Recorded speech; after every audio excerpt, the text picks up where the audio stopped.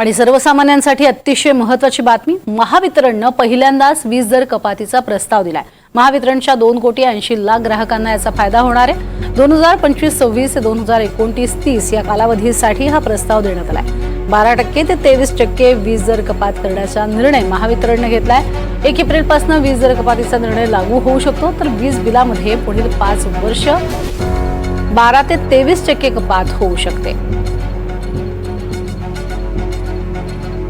महावितरणचा हा अर्थातच अतिशय मोठा निर्णय असणार आहे।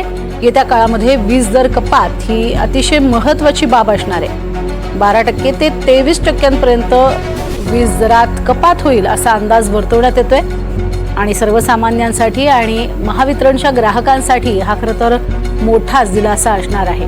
तब्बल 2,80,00,000 ग्राहकांसाठी हा मोठा फायदा असणार आहे आणि एक महत्त्वाचा निर्णय सध्या घेण्यात येतोय।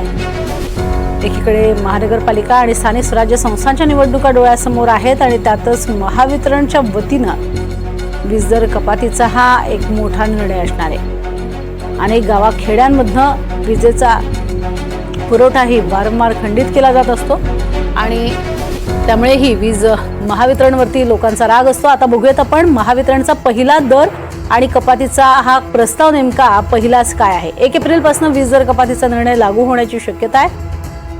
2025-26 ते 2029-30 या कालावधीसाठी हा प्रस्ताव आहे। वीज बिलामध्ये पुढील 5 वर्षे 12 ते 23% कपात होण्याचीही शक्यता आहे। मुख्यमंत्री सौर ऊर्जा कृषी फीडर प्रकल्प येत्या 2 वर्षात सक्रिय होईल।